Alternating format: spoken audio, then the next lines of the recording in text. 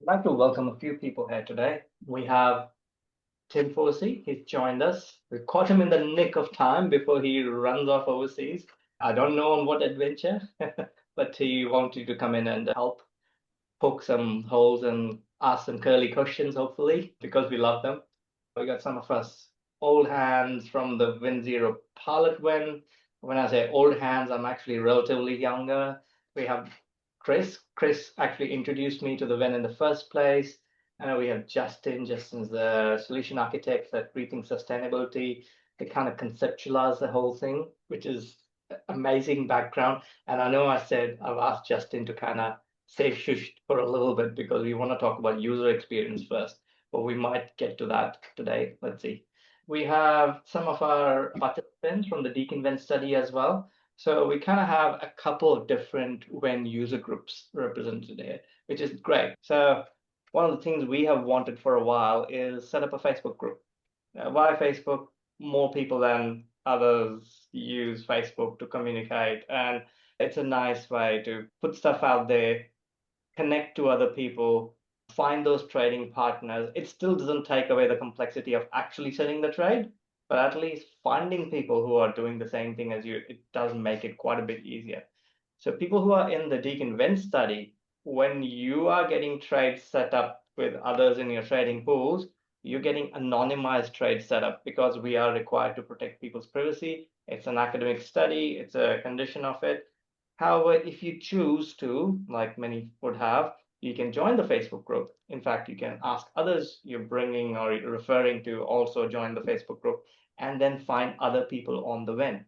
And they don't have to be in the Deakin study. As long as you have completed your baseline period and not traded within it and passed it, you can start connecting to anybody on the Energy Locals Enosi VEN and set up trades with them just fine. 35 members at present. The group is only a few days old. It's pretty encouraging. People are keen to connect. But moving on to actually looking at the interface, because I know some people ask questions about specifically that. So I'll start with, I think I made a post here somewhere one day, which was relatively simple. It said, hey, this is my use case scenario. I use energy in this way. I think I found it.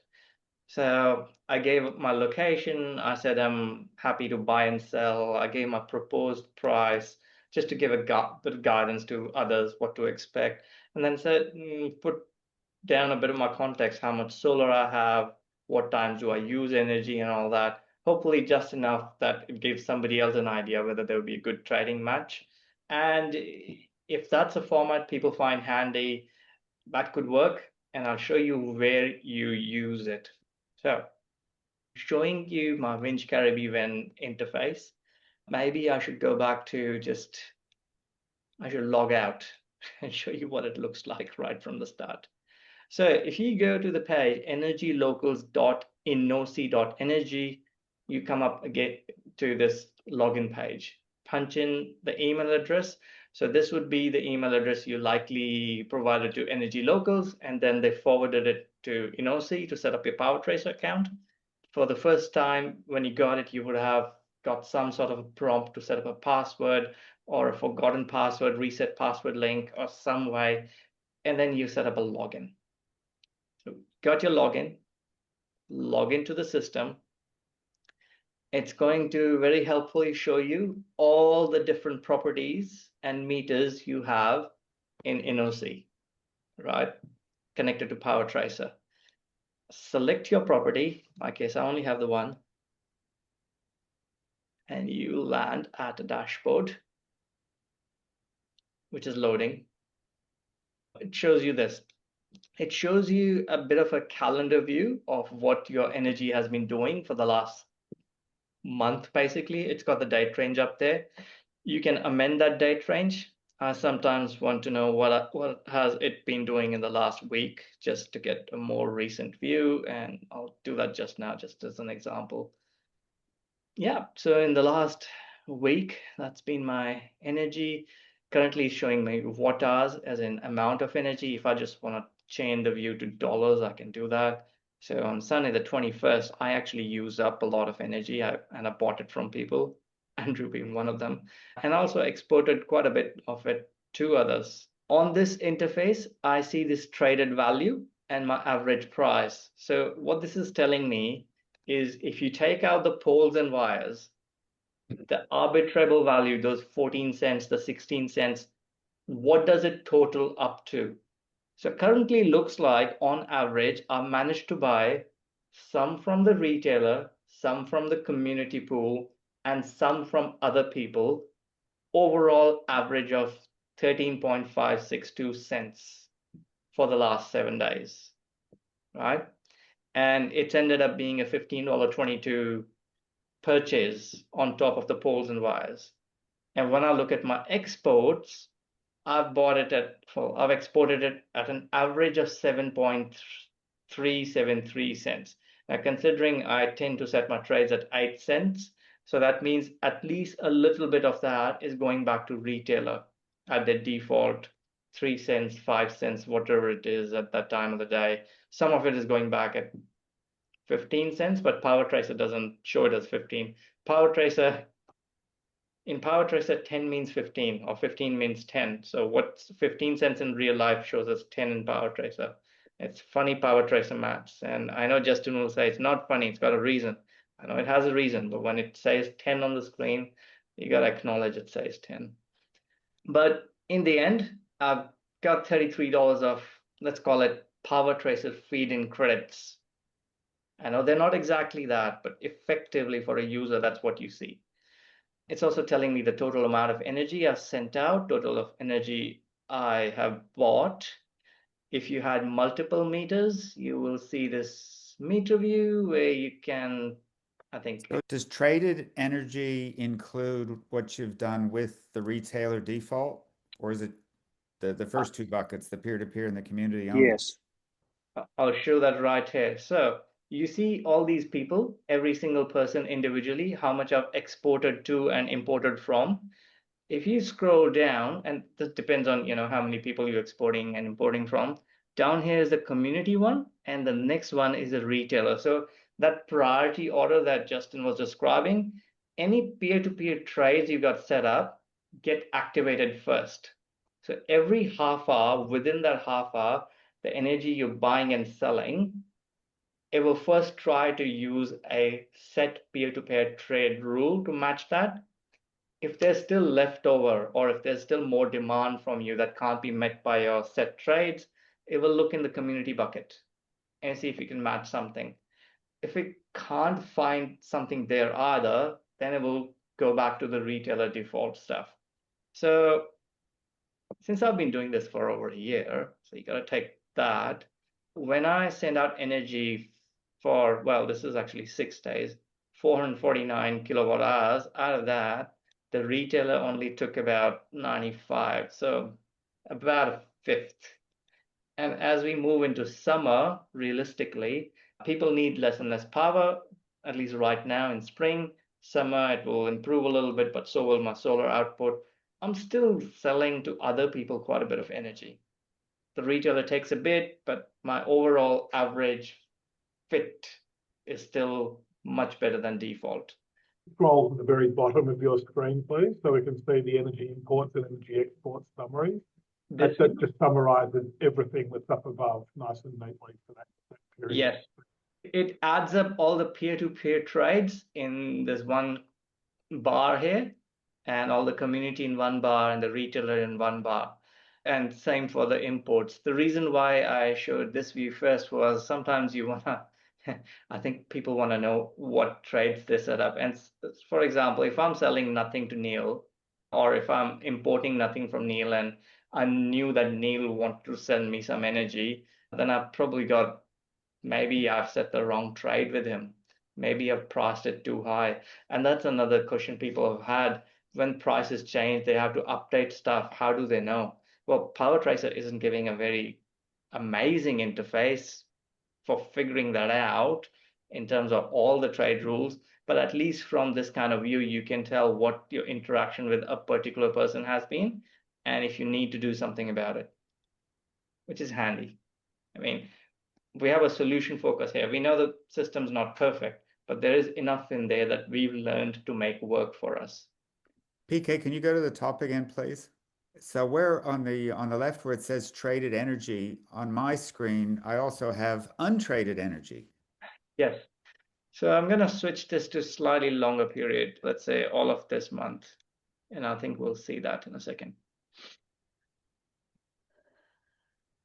What untraded energy is, Tim, is apart from the very last day, often in the month, because Powertracer is not functioning in real time, it's been retrospectively updated. Often we'll see a grey bar on the very last day, or whether Thursday the 25th might be, probably going to populate tomorrow. That might be grey for most of the day.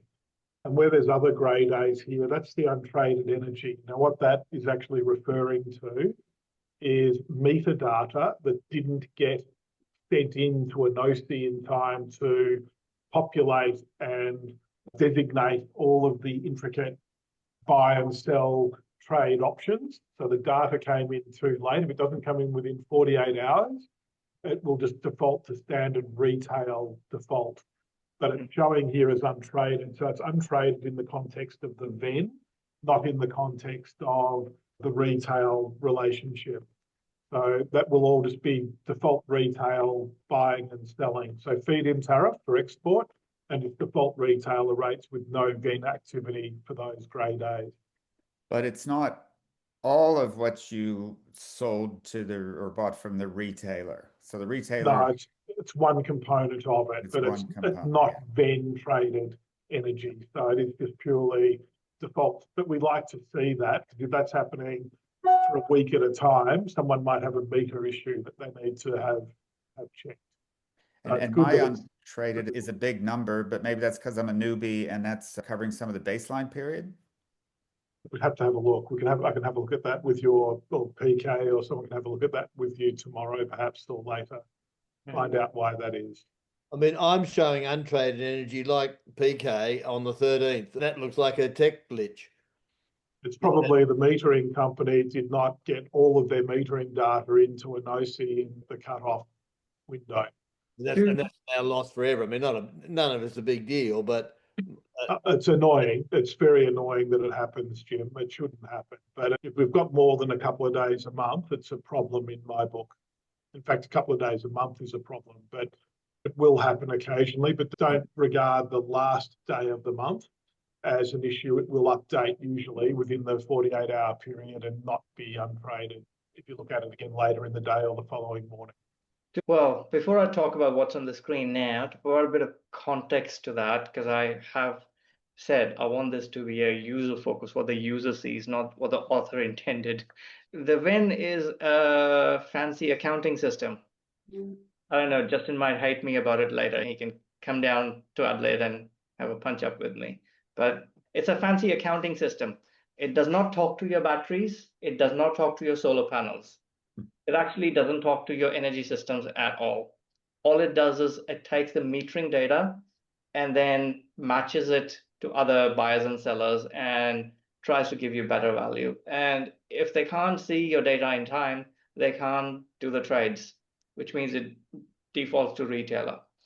And that's how this cookie crumbles. Unless Justin wants to add any more fancier words to it, which I recommend he doesn't. He's shaking his head. Great. Okay, moving on. Sorry, I'm just also in the interest of time today. So Chris had a good idea. Show 1 day is, you can see by selecting just 1 day, one individual day, you can see what your energy did in 1 day. Mind you, you can also see that on your solar apps for most people. But what you see on your solar apps is 100%, everything. What was produced, what was used at home, what was exported out, what was imported from grid. What you see on the Powertracer interface is what you imported from the grid and what you exported to the grid, and a breakdown of what that import and export look like to the various components: peer-to-peer, community, retailer, untraded. So for example, right in the middle of the day, I exported energy at 1:30 p.m. SA time. Neil took 1 watt-hour of energy, Rivage and Abayan took 857, And Aiden, I know it's Aiden, it's his brother, took about 3 kilowatt hours of energy. And I can see where my energy was going in the day. This is going to get interesting and important for people setting up their trades. If you see your data and you see energy not being used up at certain times of the day where you're exporting but nobody's taking it up, that might be a cue to go into finding those people who want to trade at that time and seeking those trades and setting up those trades. I think currently I'm selling most of the stuff to people, but I'm struggling to find any period where I've sold it to retailer on this day. Hang on, I might have chosen a bad day. I did export a small amount to retailer that must be spread out so thin that I can't see it on the bars here. But I know in the middle of summer, I do see a period in the middle where I am selling more to retailer than others. That's a good cue for me to go and find, hey, does anybody need energy? You don't? Okay, it's fine. But if you do, let me know. Or if you need energy and you're not getting it, you're buying it from retailer full price, ask around and see if somebody will set up a trade with you. And that's where this community thing really, really shines. You can talk to each other and find those synergies.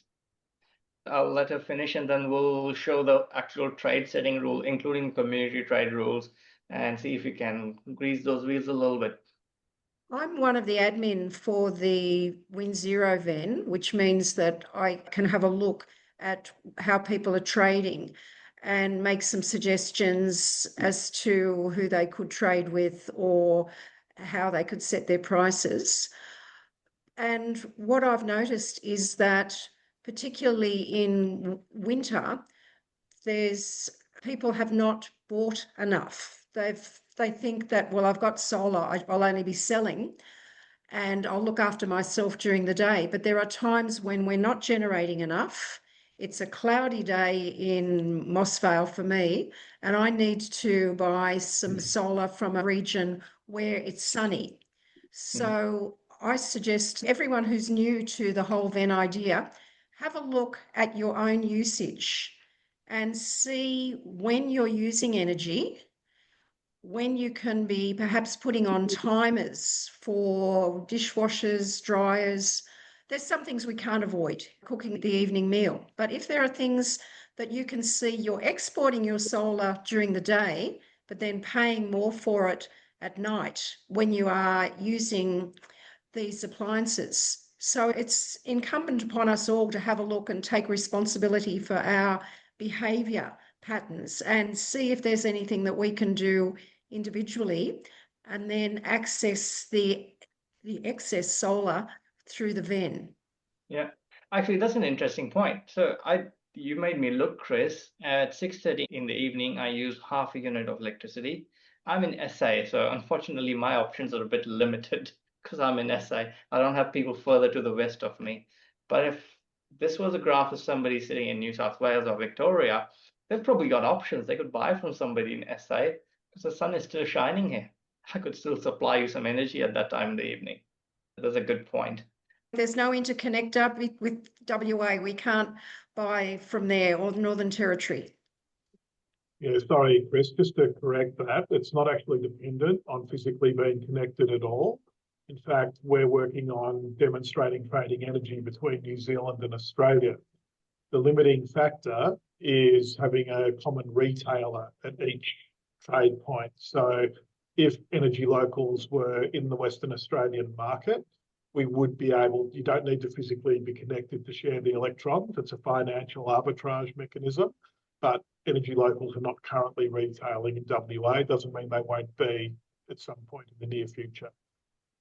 Does that Thank also you. just explain why people in the Argonne, Queensland regional network can't trade because they don't have choice of retailer?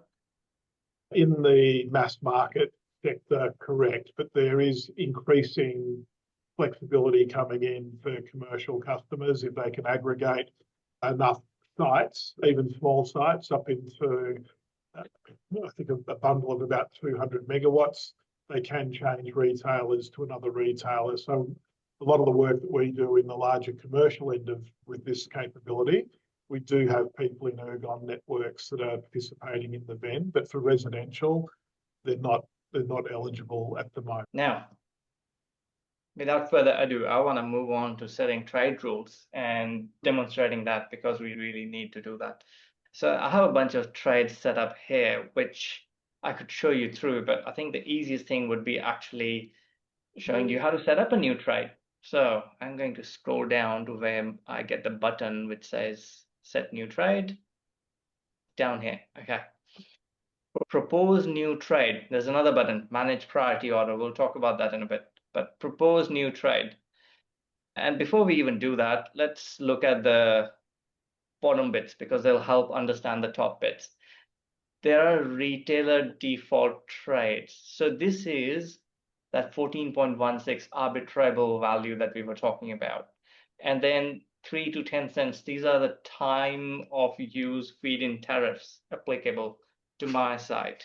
And if I click the view agreed energy tariffs, it will show me the detail of at what time, on what days, what is happening, right? I have time of use export, but my arbitrable rate stays constant throughout the day. Now, this is going to be useful when I start showing you how to actually set up both community trades and individual trades. So when I'm looking to set up my community trade, I go set community trade rules. I choose the meter with which I want to set trades. In there, what I'm going to do is I'm going to click time of use pricing to get the best bang for the buck. And because it's easy, and then what I do is I simply click copy from retailer default. What that does for me is it puts in the retailer default buy rate maximum. So I will always be the highest ranked buyer along with everybody else that's set the same price. And I've also set my sell rates to my feed-in tariff, right? So in terms of selling, I will always be the best ranked seller at that time of day within the ambit of people who have the same price. And I'll click set. And that's it. As far as community trades go, I've just successfully set up my community trades, which are down here. So I got a range and I got a single rate, which matches the retailer. It sets me up for the algorithm that's going to do its own thing. Jim was talking about, that's probably the most amenable thing to him rather than set up individual trades. And I totally agree. In fact, if this got broad market take up, that's probably one of the mechanisms that will help people more than setting up individual trades.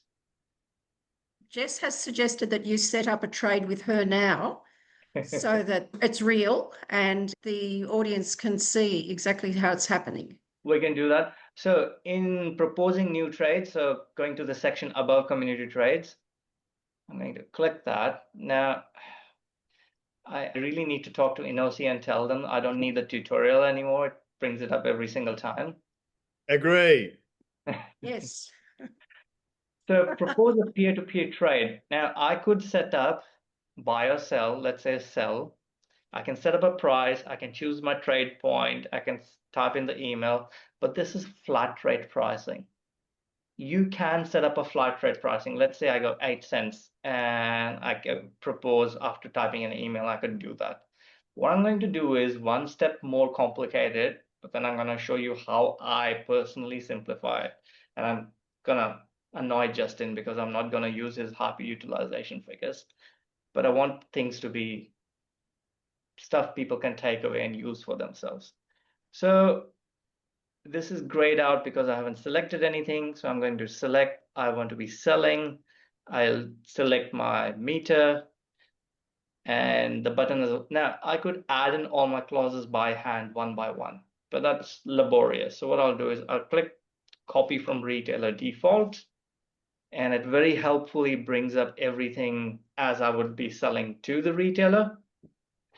Now I can amend that, which means I'm looking for that juicy 4 to 9 p.m. where I get paid 15 cents, right? Here it is. It's proposing I sell it at 10 cents to someone. Obviously, I don't want to do that. I just said I would rather set it at 0 cents just to make my life simpler. You can set it at 12 cents, 14 cents, and eat into some of the benefit you're giving the off taker. But in my case, I'll just go, I'm happy just to get my retailer feed-in tariff of 15 cents and not worry about the rest. So I've just amended that. I click set. I didn't do anything else. Showing me red, doesn't like it. So live troubleshooting, half a cent. Take that, Powertracer. I'm not going to let you dictate to me what I do. I want to give it away. Okay. For the rest of the time, all of the time, I actually don't care that there's 2 times. I just want to sell it at 8 cents. That works for me. So I'll update that. And the last one, I update that and set, right? It's already ticked to ignore public holidays and all that. It knows its system. It's copied it from retailer. I don't need to mess with it. All I need now is the email address. So let me check my WhatsApp. Apparently Jess sent something in. Jess, yep, that's the copy email. And now I will caution, when you're putting in the recipient email, Powertracer is finicky about capitalization. If you, for some reason, typed your email address to Energy Local with a capital letter, I know email programs will work it out. They're clever, but when they pass it on to Powertracer, Powertracer prefers to not work it out. It likes to take it exactly as typed. So make sure that that's consistent. And then I click propose, and that's it. A rule has been sent out, right? If I want to see what it looks like on the receiving end, I will just do a very quick weird rule, which I'm gonna not even bother with all of that. I'm just gonna say 0 to myself. Just it sent it out. And then can you all see my email now? So I sent out a rule to myself and with that funny price, and that's it. Over here would be an accept button or manage. Sorry, Justin, am I talking silliness here? I probably haven't accepted a trade rule in a little while. Do we have an accept button, or is that the correct thing we see, manage trade rule? You click on manage trade rule. Of course, the counterparty will have to accept this trade. You can't do it on their behalf. If you Okay. go back into your user interface, though, I'll show you how you can get through to see that that trade's been sent. All right, let's do that. So Click on the little bell with the WinZero on it up the top. yes. And now So you would be able to accept it because you're an admin. But normally the person being sent the trade would be taken to this page to accept the trade from clicking on manage the trade rule from their email. And they can right. click accept the trade if they agree to the pricing.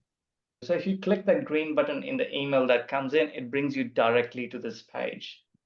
And I click accept, and it would set up that trade rule. I obviously don't want to sell energy to myself at 0 cents, so I'll try not to do that. But got rid of that, and I'll go back into my property, look at my trade rules, show you the one that Jess just accepted with me.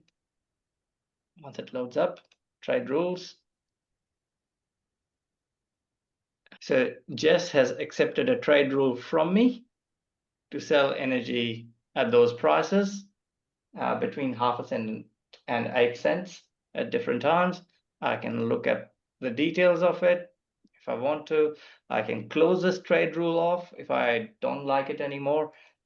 Power is mine to do what I need to do. Hey, do you want to show how you can change the priority? Yes, that's the next thing we need to talk about. So when you're setting sell trades, you cannot manage your own priorities, as in you can't set up a priority of I want to sell to this person before I sell it to that person, right? You can, but it's not straightforward. What you need to do in that case is make sure that the person you want to sell to first, you have set up that trade before you set up all other trades. And this is the thing I'm very angry with Justin about, because he's not promised any solutions. No, I'm kidding. But this is feedback for Justin. We do need a better way of managing that.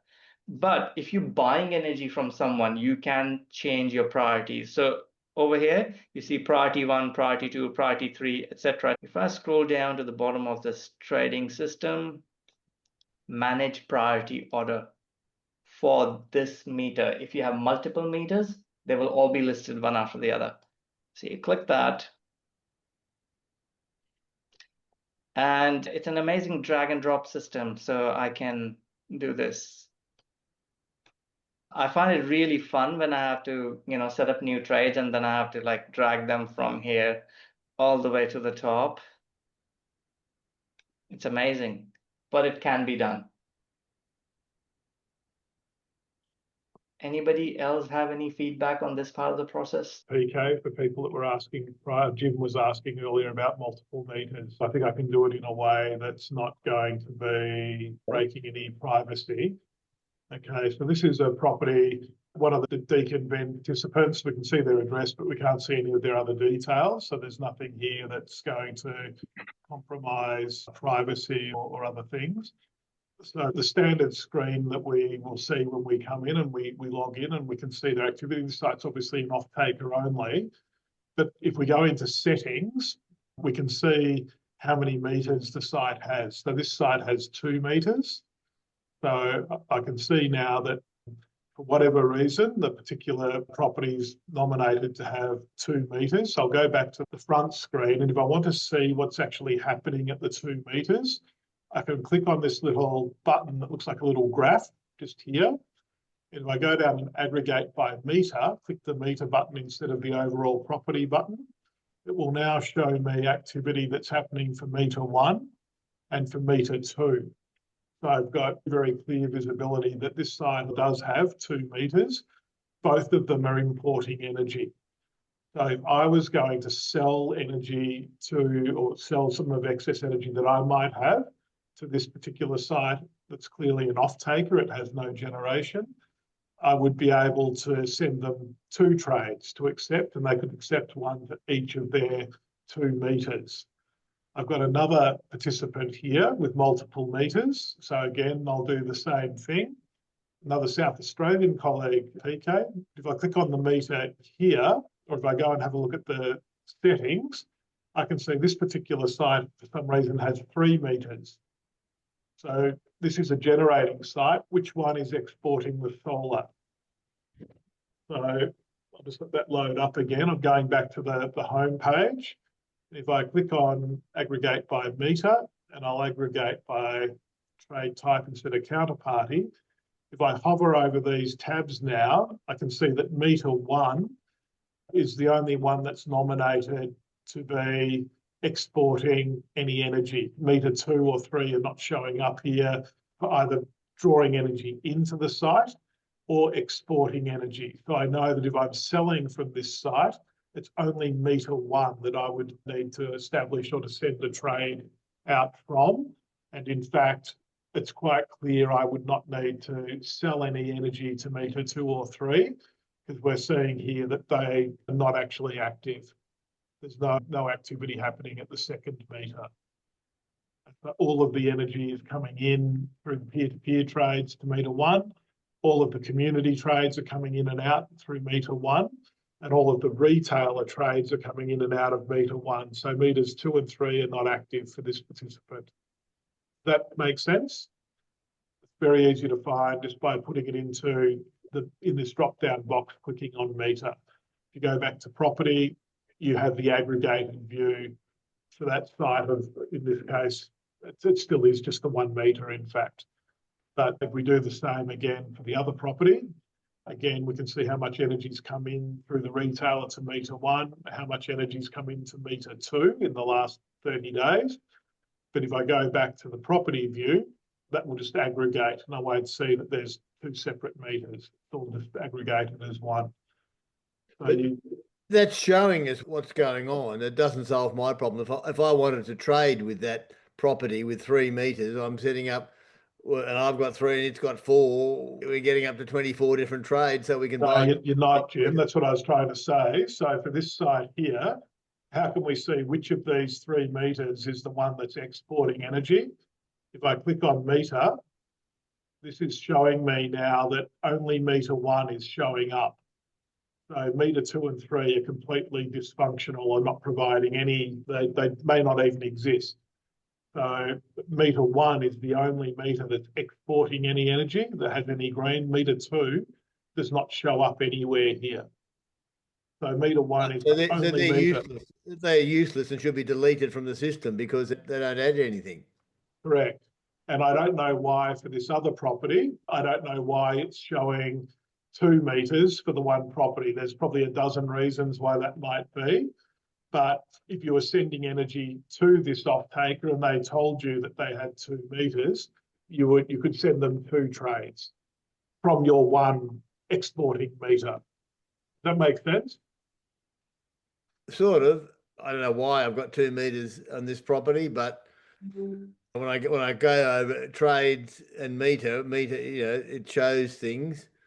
Happy to help you though tomorrow or something. Send me an email and I'm very happy to jump online with you if you're happy to share your screen and we can have a quick look. We'll figure it out in a couple of minutes. I'm going to cut Justin off a little bit because we need that user view. Like Jim, you're saying setting up trades so many times. And for some people, it's true. If they got 3 sites, even each with just 1 meter each, it's setting up a lot of trades and that interface doesn't make it any easier. And in fact, Chris and Justin have done the lion's share of setting up trades for all the Deakin Study participants and their fingers bear the scars even to this day.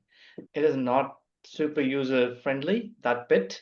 I've showed you how to set up one trade. If you were setting up that trade with 10 people in one day, that will probably annoy you. If you're setting up trades as they come along, every few weeks somebody sends you something or you find someone, you probably won't notice it as much. If you got 3 meters and you're setting up 3 trades every single time, first of all, you have to make sure that the receiving person knows they have to accept them all and they don't think these are in error. Okay, no one is sending energy out from 3 meters.